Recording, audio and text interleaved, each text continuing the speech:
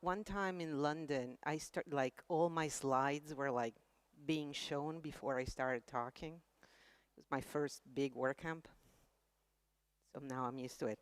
Olá, Lisboa. So how cool is it? Let me just do something here because otherwise, okay, perfect. So how cool is it to finally be back all in the same room and just hugging and seeing each other? And how's WordCamp? How has it been? Yeah, just sound a little more excited, please. I know it's after lunch, but so anyway, okay, what's going on? Working. Okay, I'm loving this. This is not working. It's not. You have this like, oh, there it is. Okay, well, just, if not, I'll just use, it's okay. It's okay.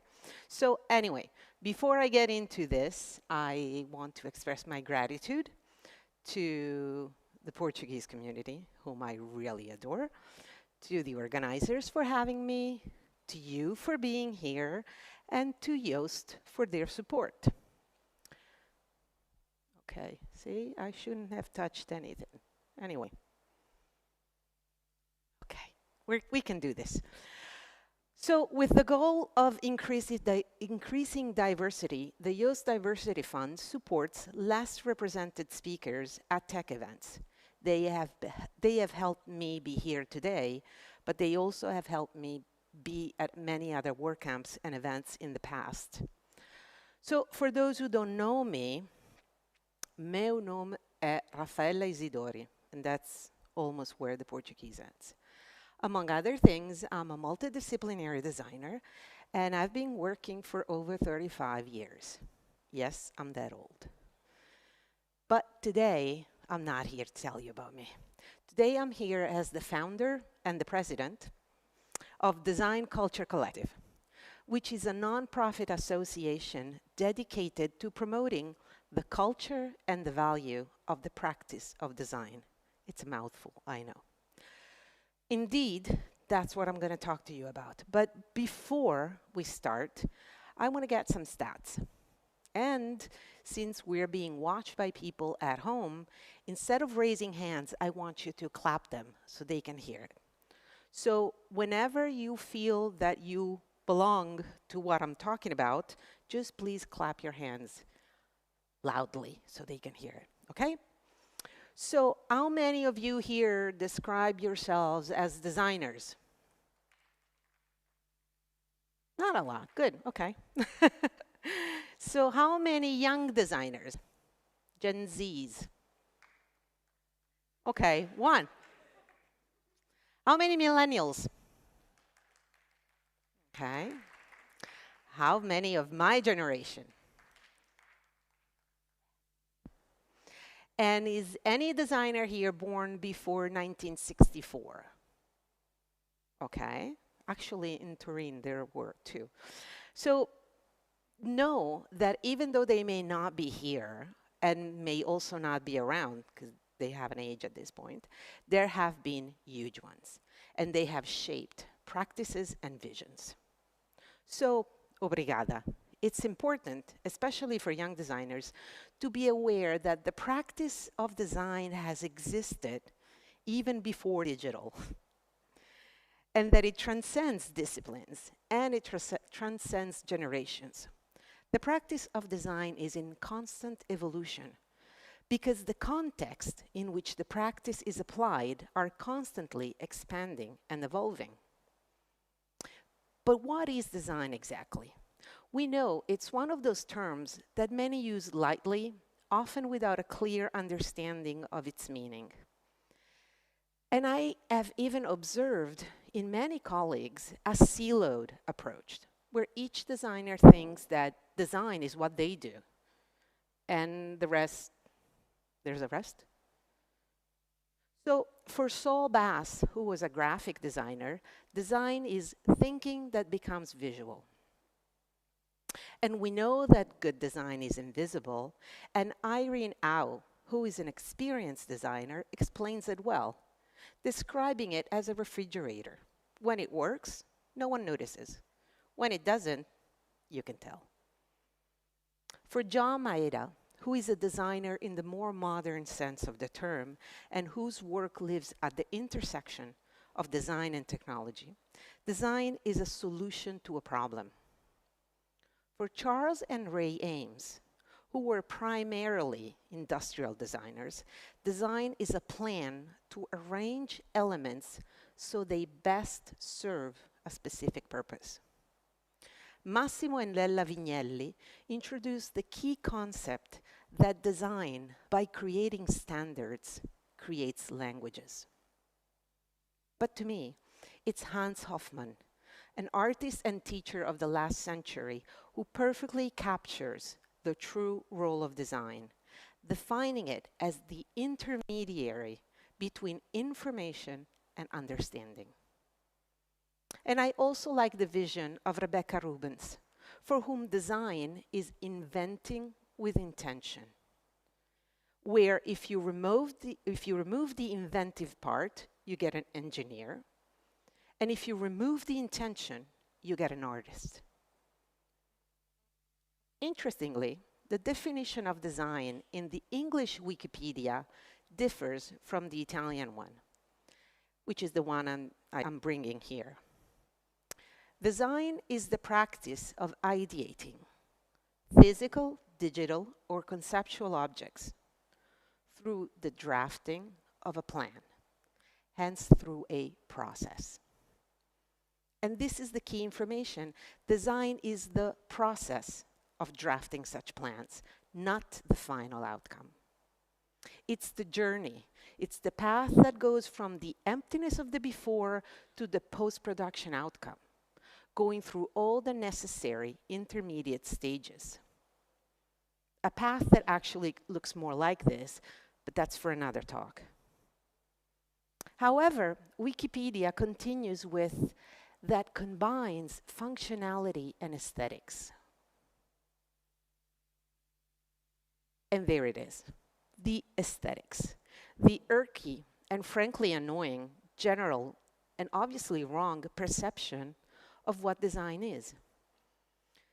Maybe it's because it's the easiest aspect to notice, and so that's what remains attached.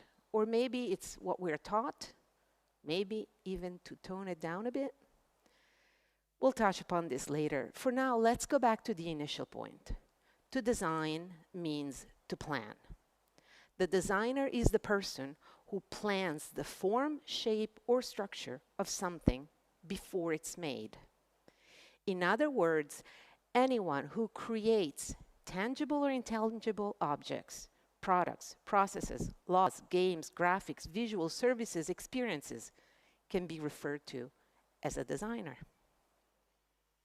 We refer to the tangible deliverables of design as to projects, a word that comes from the neuter past participle of the Latin proicere, which means throw forth, throw forward. And in fact, the designer, when designing, moves a concept in time, through time. They project their idea into the future.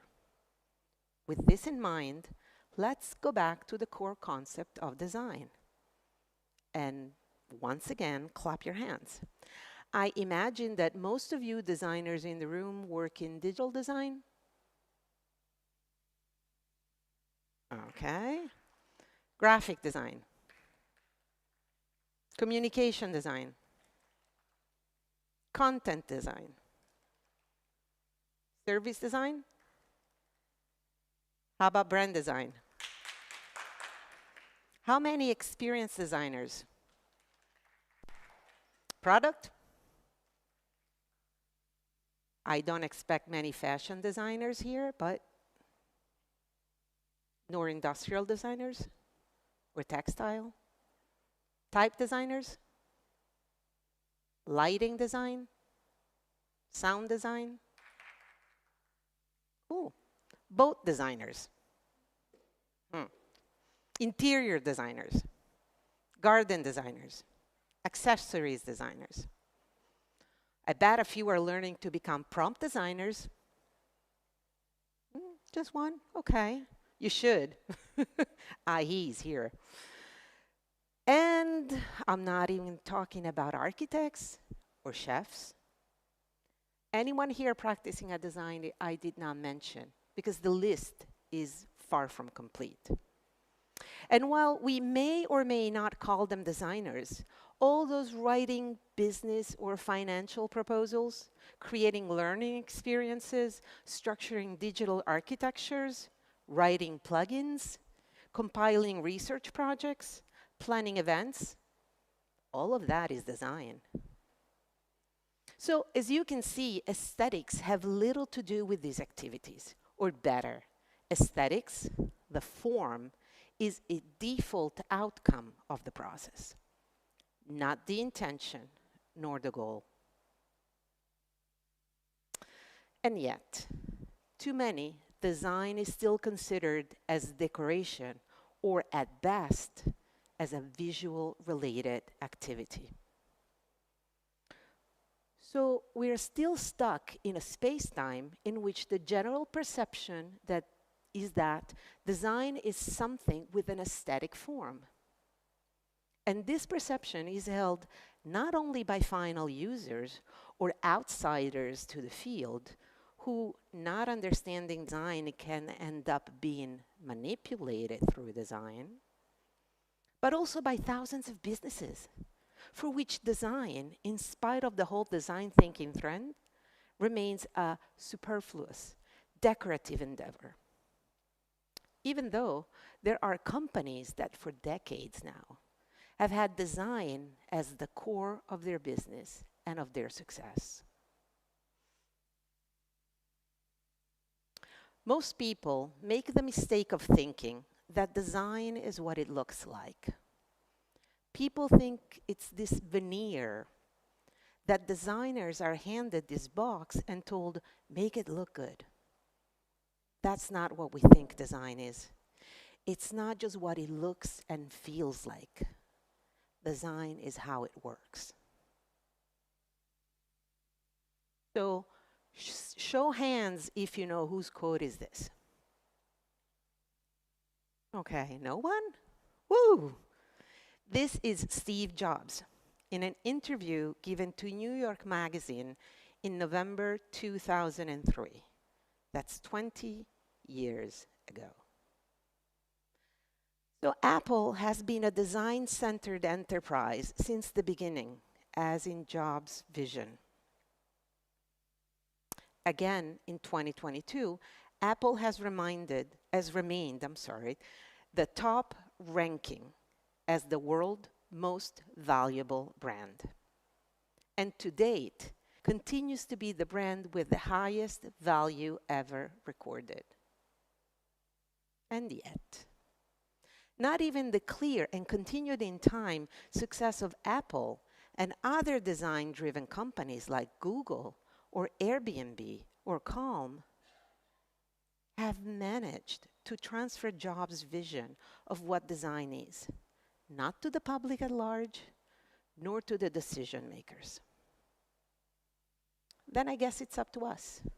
It is our mission to transform an idea, often tossed around improperly, sometimes using a diminishing, insulting way to identify things that cost more than they are worth, in the idea of a practice that adds multi-layered value and purpose, of a process through which a product, service, or experience is planned and thought out and shaped and iterated to make it the best possible, within its limits and in spite of those limits, of an approach in which the designer throws forward with vision, creativity, and imagination their idea of a solution, of something new, of a new mediation with the world around us. But let's get back to the mission of Design Culture Collective and to the core of this talk. Hopefully, you're getting a clearer picture of what we mean with the practice of design and with its value. Let's dig down a bit. Vision. It's an essential feature for the designer, as they need to see things that are not there yet. They need to throw forth their creative mind to imagine something that doesn't yet exist and imagine it so well to then create a blueprint for it, to transfer its specs to others so they can build it. But today's designer has to also be keenly aware of the implication of their vision. They need to be aware and mindful of their intention. Because, and again, let's stop and reflect on how the vision of a single Steve Jobs, along with his determined intention, has, in about 40 years, totally transformed our lives. Let's think about the power of that vision and the strength of that intention. They have structurally enabled the change of our relationship with each other and with the world. Design has great power. Design mediates and intermediates our interaction with what surrounds us. It shapes the environments we live in, the tools we use, our clothes, homes, devices, accessories. But not only that, design mediates and intermediates, and so shapes communications, the way information is provided to us, and the way we consume it. It shapes teaching, marketing, entertainment. Most of our experience, not to say all of them, are mediated and intermediated by design. And for clarity, the semantic difference between the term is in the fact that mediation is considered natural and free, while the concept of intermediation implicates some kind of business transaction. So, design mediates and intermediates us through tools or systems that have been designed for us sometimes. Sometimes, they can be used against us. So design has a great power, and we know that from great power come great responsibilities. Today's designer better be very aware that the product of their vision, their intention, have an impact on others and on the world. They need to fully understand the ethical implications of their work, of its impact from conception to production, and above all, in its final use. They need full awareness of the ultimate scope of the products they give life to. Beware of the designer who doesn't enforce and cultivate the necessary transparency that will allow their user to always fully understand the implication that come from using that product. They can't fail to respect the right of those using the outcome of their work to always be able to understand and so to choose. The designer must be always fully mindful that their design choices have to be guided by solid values. Because it's no longer possible to think about designing any experience, physical or digital, without including critical and conscious attention to all aspects that will have an impact on the user and on the environment. Design is political because it creates and reshapes standards. Design is political because it contributes to the creation of policies, because it has a direct and an indirect impact on everything and everyone. And the designer simply cannot avoid considering the ethical, social, economic, and systemic implication of their work. Which doesn't obviously mean to utopistically think that we can work only on what we like, but it means to continuously and consistently work to educate ourselves and to expand our awareness. A full, mindful awareness of the power of the design action. and of its impact. It's on these principles that Design Culture Collective was founded, and its mission is to promote a design practice based on a strong culture. So to foster design that is rooted on principles and best practices that are positive, enhancing, protective, inclusive, respectful. And it's essential to speak about a culture of the design practice and not a generic design culture, as some businesses do. When they brag about having an entire team dedicated to design, who are often, at best, asked to apply the standardized formulas and stiff processes, and are, at worst, but not rarely, given a box and asked to make it pretty. Design is making choices. There is no design without critical thinking, and there is no critical thinking without culture. So you see, there are two key terms here: culture and practice. Culture, from the Latin colere, to cultivate, generally refers to models of human activity and to the symbolic structures that give meaning and importance to those activities. Anthropologist James Spradley offers this beautiful and synthetic description of the term. Culture is the acquired knowledge people use to interpret experience and generate behavior. So let's unpack that.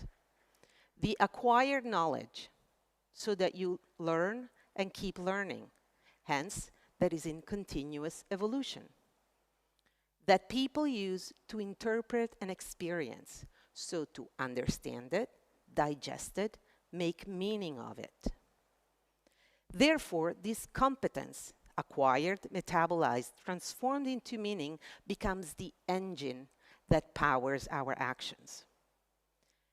So it informs our choices, our prerogatives, our priorities, our intentions, our values. So what is a practice?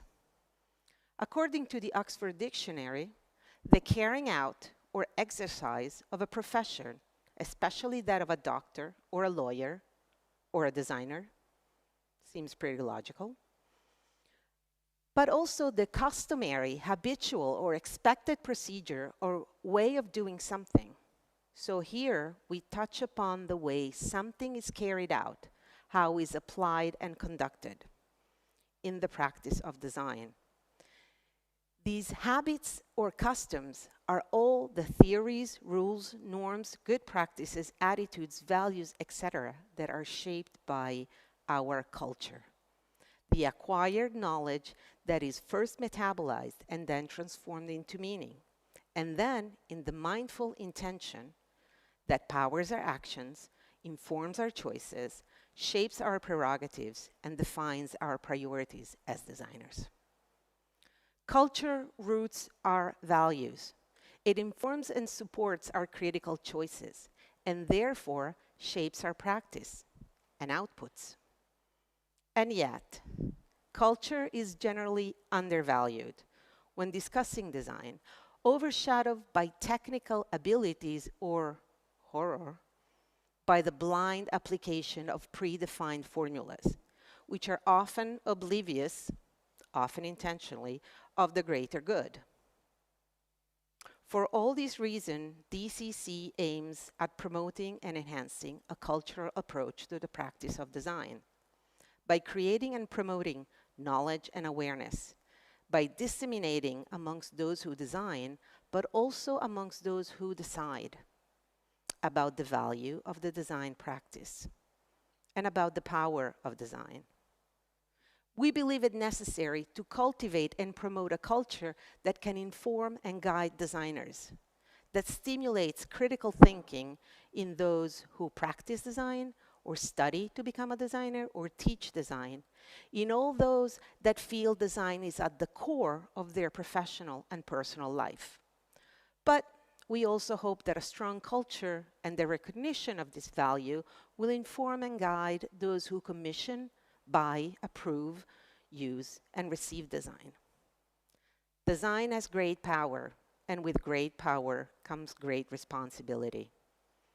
It is to be able to face and manage these big or small responsibilities that the designer should be able to refer back to a solid cultural foundation, to guide their vision and focus their intention, to give their projects the best possible foundation, and to have the most positive impact.